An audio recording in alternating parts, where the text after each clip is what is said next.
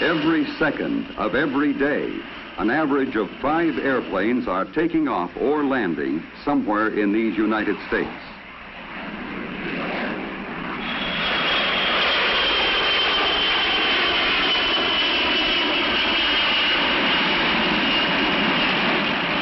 Every day, our airlines fly, on the average, a distance equal to 4 round trips to the moon.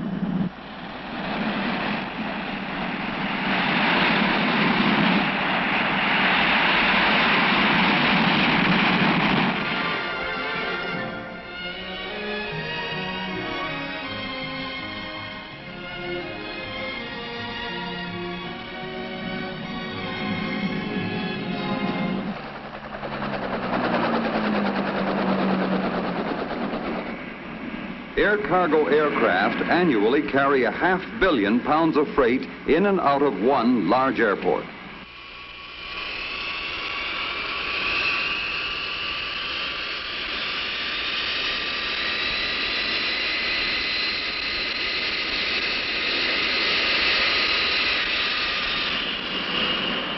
So it all adds up to a lot of activity.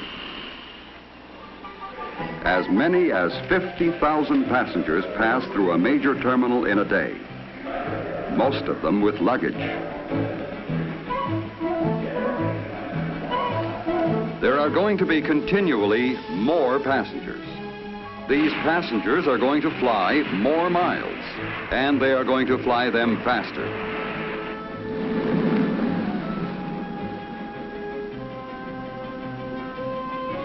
For the airlines to set up fast schedules and then meet them requires more than the raw speed of the jets. For you to have breakfast in New York and then be in Los Angeles in time for a second breakfast involves a lot more than the flying time from coast to coast. That is the reason for all the changes in facilities, equipment, and techniques you are always seeing at airports. And for the constant improvements being made behind the scenes that you don't see, but from which you benefit as a passenger.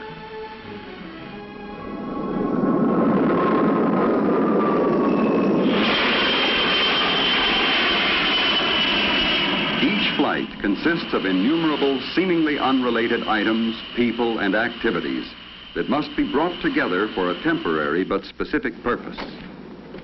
How is it possible to coordinate all that is required for a flight? For flight after flight, day after day, and still to include provision for last-minute changes? May I help you? I'm booked for 7:30. Is there any chance of getting out earlier? Be glad to check for you, Mr. Thompson. Hello. Do we have any space on Flight 210 to Los Angeles? Thank you. I can book you on a 3 o'clock departure for Los Angeles, sir. Oh, good. All right, sir. Check your bag.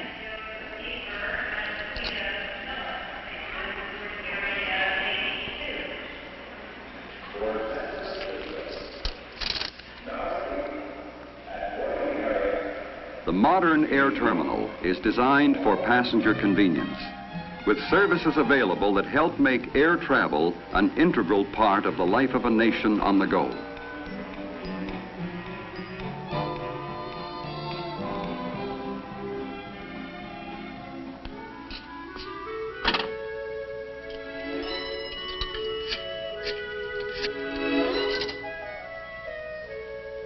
This is a credit card call.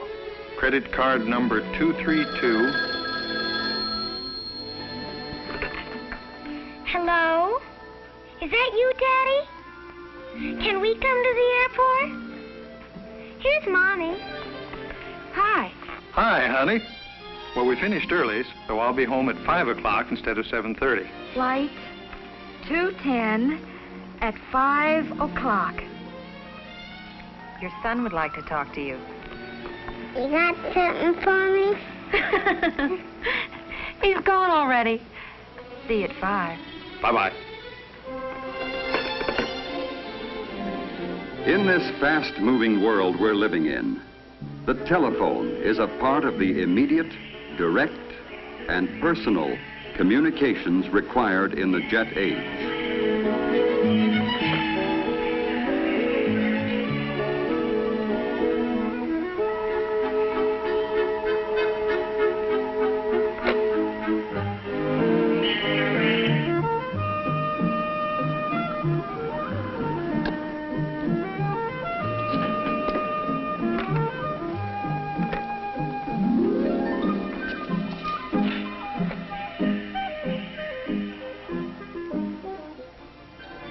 And so many kinds of information are transmitted over communication lines. For instance, the weather in Phoenix is clear and the temperature 76 degrees.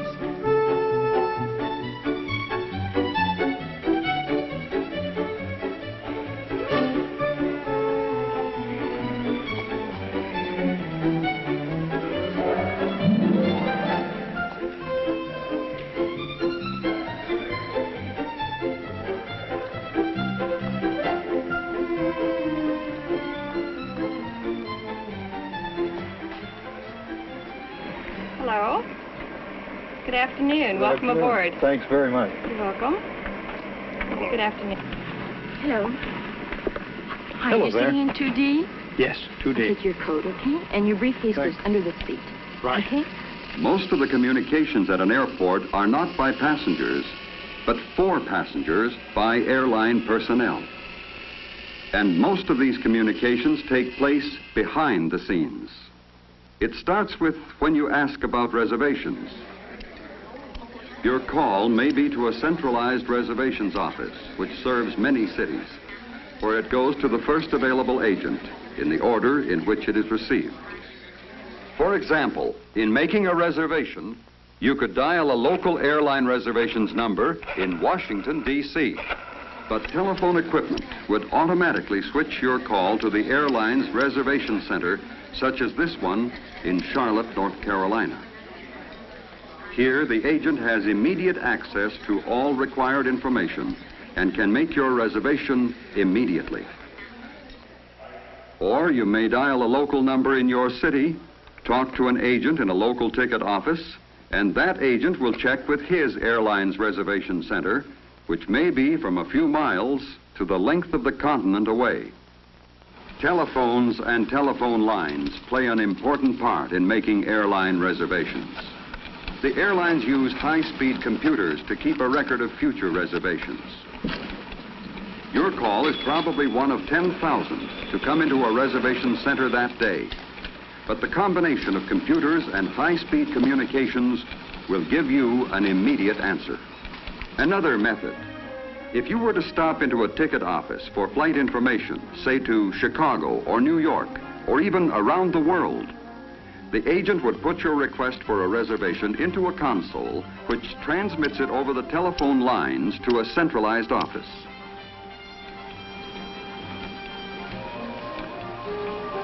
Within a second, the answer comes back. If you book the flight, the agent puts that data into the console for transmission to the reservation center for relay to the computer. Other reservation agents across the country now have this information available. Passengers board the plane only a few minutes before takeoff, but long before this, preparations for the flight are begun. Of course, some problems are bigger than others. Would you send up the seatbelt extension right away, please? Thank you. Preparations center in the airline's dispatch office, which is the funnel toward which all other company operations, equipment scheduling, maintenance, crew scheduling, ground operations, and reservations are directed. Need information to schedule fuel load for Flight 210 to Los Angeles. What's the payload look like? Haven't any passengers booked. We're picking up considerable freight. We'll call you back as soon as we can. Before the flight, the passenger manifest comes in from reservations. Then, immediately after takeoff, the passenger total will be teletyped to all downline airports. The number of meals that are put on board is determined from the manifest.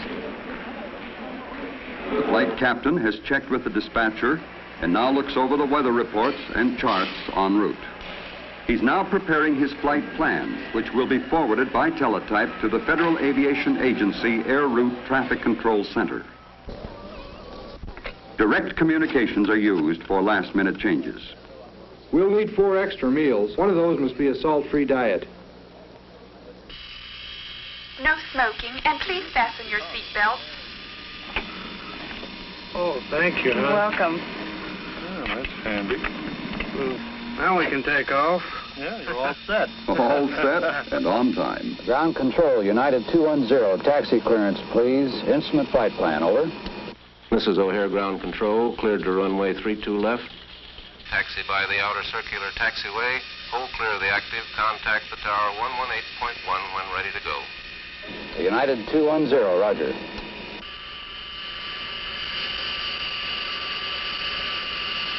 Flight 210, this is the tower. Have your air traffic control clearance. Are you ready to copy?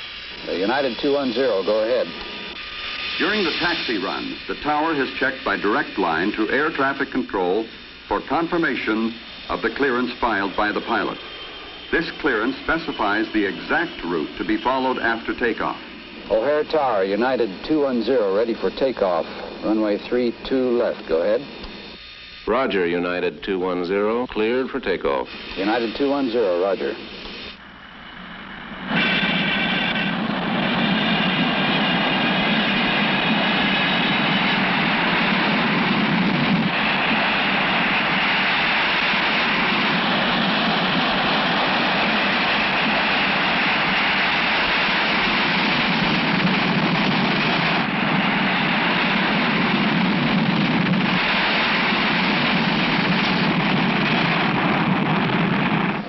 The takeoff is being monitored in the tower by radar departure traffic control of the Federal Aviation Agency. O'Hare Tower, United Flight 210, off the ground at 305. Roger, United 210, radar contact. Traffic at 3 o'clock, 2 miles eastbound. Traffic 10 o'clock southbound, 4 miles. Over. Radar departure traffic control now gives United Flight 210 current position, heading to take, altitude assignment, and reporting instructions.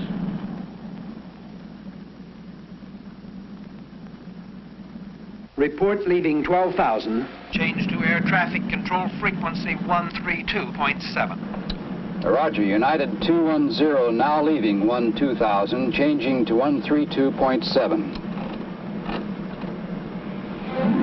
The FAA Air Route Traffic Control Center is now monitoring Flight 210 on radar. Air traffic control, United 210, leaving 13,000, heading 258 degrees.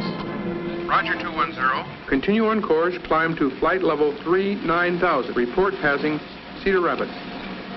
The airlines could not operate as they do without the many means of communications, much of which is supplied by the telephone companies.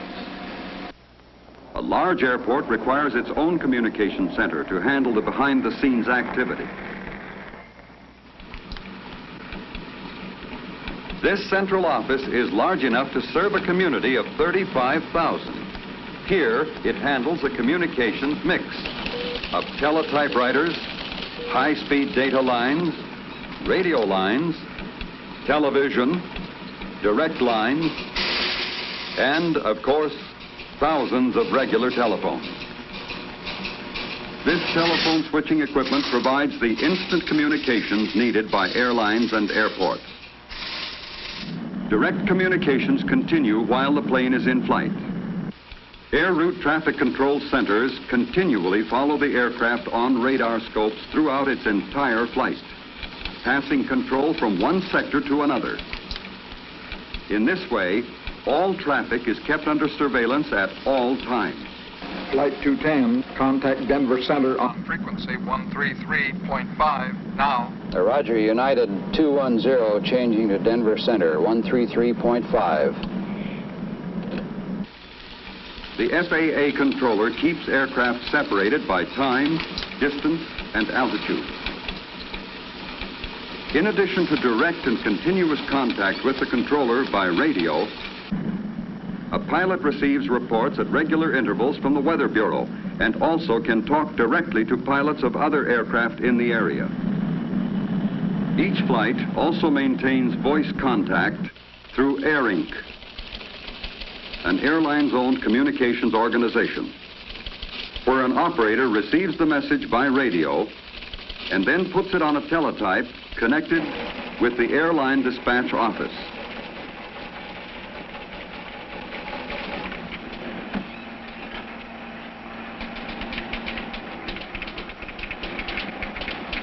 The information is entered on a flight progress chart and put into a computer where it is available for reservations. and information agents throughout the airline system.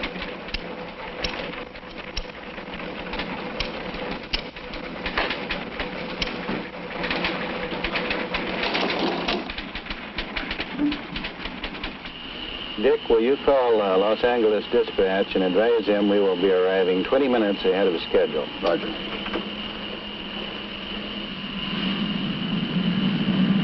At Air Inc., a connection can be made for direct communication between the aircraft and the dispatch office.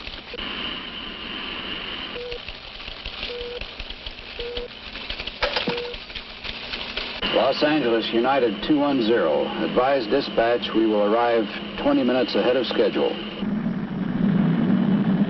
Any change in flight plan would be discussed and then announced to the passengers. This is your captain speaking, ladies and gentlemen. We've been pretty fortunate with the air currents up here today, and we'll be landing Los Angeles 20 minutes ahead of schedule. Thank you. Almost as soon as the passengers find this out, the information is available half a continent away. Flight 210 is reported 20 minutes early. It is now scheduled to arrive at 4:35 p.m. Aviation has come a long way in a few years.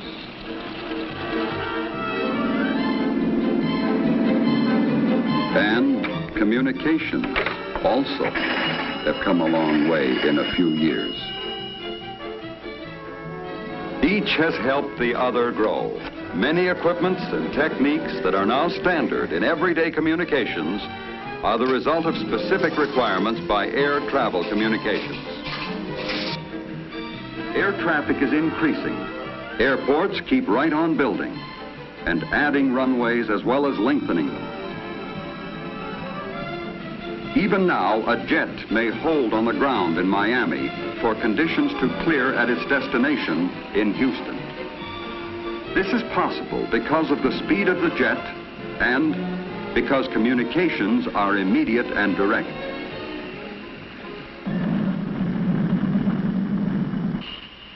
Gear down, final check. Los Angeles approach United 210, outer marker inbound. Roger, 210, cleared to land. United 210, clear to land.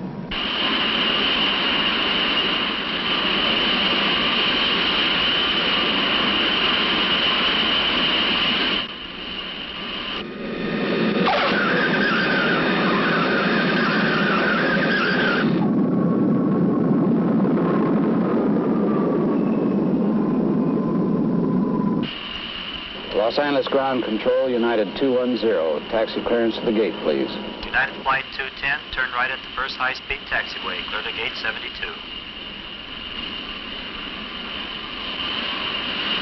Flight 210 now arriving at gate 72. Is that Daddy? Yes.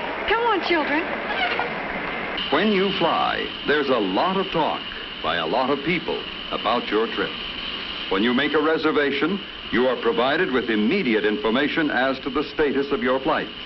As a passenger, it's just a matter of boarding the plane and enjoying the trip. While in the air, your aircraft is in constant touch with many sources of information. This is all because, along with your reservation, you also reserve the benefits of modern communications.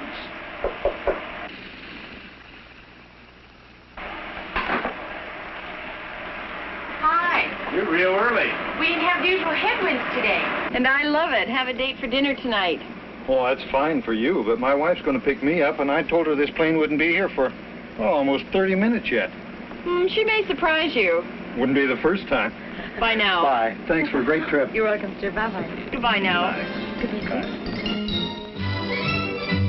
That was a wonderful meal. Thank you. Come back again real soon. Thanks for being so nice. Good evening.